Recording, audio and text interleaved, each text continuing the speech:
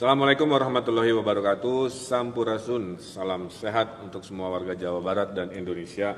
Ada berita baik, selain kulit manggis ada ekstraknya, kita hadir vaksin di minggu ini. Jadi vaksin sudah hadir dan seperti kita ketahui yang merespon vaksin selalu terbagi dua. Ada yang merespon dengan rasional, berpikir ilmiah, berpikir yang baik. Ada juga yang merespon dengan emosional, merespon irasional, tidak percaya, tidak mau, dan sebagainya. Biasanya mereka yang tidak percaya, tidak mau karena tiga hal. Satu, bertanya bukan pada ahlinya, ada yang tanya ke musisi, ada yang nanya ke profesi arsitek, hal-hal yang sebenarnya bukan bidang. Ada juga yang terprovokasi di WA, di media sosial, dan juga ada yang kena korban hoax. Rata-rata pasti karena tiga ini. Nah, saya fokus ke orang-orang rasional yang bela negara, menyelamatkan negara agar pandemi cepat selesai.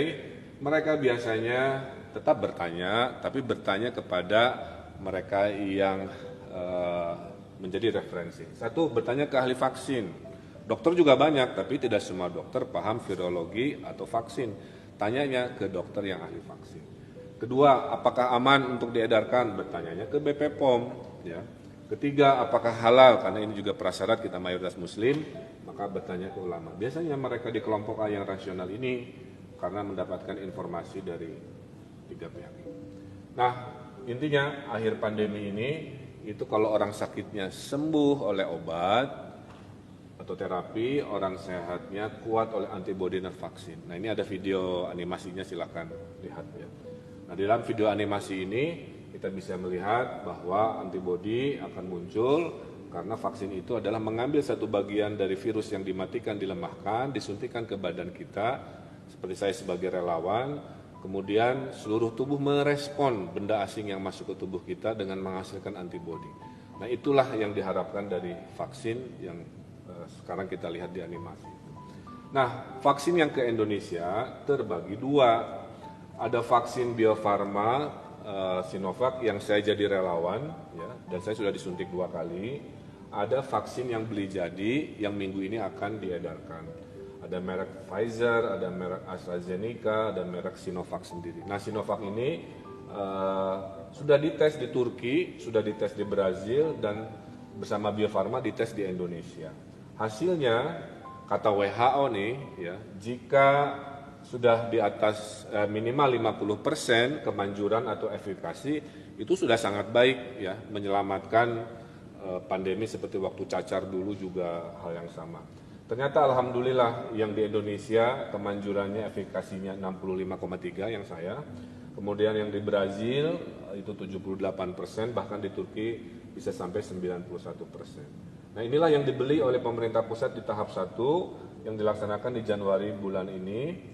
Nanti yang merek lain atau yang Bio Farma itu bisa tahap 2 atau tahap 3. Dan berita baiknya khusus yang di Indonesia, ternyata sekian waktu setelah disuntikan antibodi munculnya berlimpah, panen 99% antibodi. Ini keterangan dari Profesor Kusnandi sebagai tim ahli vaksin di Bio Farma, alhamdulillah. Kemudian, nah sekarang besok lusa vaksin tahap 1 itu kan pertanyaannya hanya 2, mana fatwa dari BP POM bahwa itu oke secara klinis.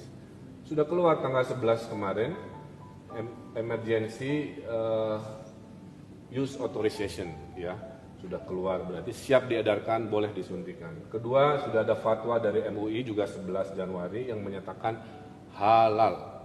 Jadi mereka-mereka yang masih ribut urusan halal sudah dari MUI, ya. Nah, siapakah di tahap 1 adalah mereka-mereka yang di depan, ya. Pertama, banyak warga nanya, ya pimpinan dulu, pemimpin dulu, dites dulu. Ya udah, maka pimpinan negara termasuk presiden, kemudian pimpinan daerah akan menjadi teladan di awal, sehingga kita bersama-sama rakyat. Kedua, tenaga kesehatan, supaya mereka yang ngurusin pasien COVID badannya kuat, ya, tidak khawatir lagi oleh kebocoran-kebocoran. Dan ketiganya adalah profesi rawan COVID yang pelayanan publik, banyak ketemu orang dan sebagainya.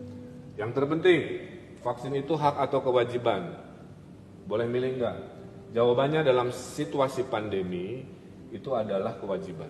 Mungkin kalau tidak pandemi statusnya tidak darurat, itu adalah pilihan, ya, seperti yang pernah kita alami. Tapi kalau sudah situasi darurat pandemi, Anda yang sudah terdaftar, ya sudah diharapkan datang dan tidak melaksanakan, itu masuk kategori membahayakan kesehatan keselamatan masyarakat dan negara. Ada dua undang-undang, ya, Undang-Undang 4 Wabah tahun 1984 dan Undang-Undang Kekarantinaan Kesehatan. Dua-duanya menyimpulkan bahwa Anda yang menolak itu tanpa alasan yang jelas, Anda ini masuk kategori yang membahayakan kesehatan masyarakat, bisa ditahan, bisa didenda, ya. Makanya bervariasi, tapi intinya itu. Nah, harapannya Anda masuk golongan ini, rasional, ya, semuanya sudah saya jelaskan. Tidak masuk golongan ini, ya, di minggu-minggu ini dan seterusnya, dan berharap sesuai arahan Presiden kurang dari 1 tahun semua bisa divaksin sesuai yang kriteria. Maka 2021 adalah tahun pulih pandemi dan tahun pulih ekonomi. Nah, dengan begitu kita bisa sekolah lagi, kita bisa belanja lagi, kita bisa berlibur lagi dengan lebih rileks, tapi tetap vaksin ini bukan 100% jaminan, kecuali ada ridho Allah Subhanahu wa Ta'ala, ya. Tetap 3M, menjaga jarak, memakai masker, mencuci tangan sebagai budaya baru adaptasi sampai betul-betul terbukti nanti kasus vaksin turun. Itu sedikit penjelasan tentang kenapa, siapa, bagaimana vaksinasi COVID-19 di Jawa Barat dan di seluruh Indonesia. Semoga memberikan penjelasan yang memberikan jawaban. Hatur nuhun, tetap semangat, jaga kesehatan, jaga diri, jaga keluarga, dan jaga negara kita. Assalamualaikum warahmatullahi wabarakatuh.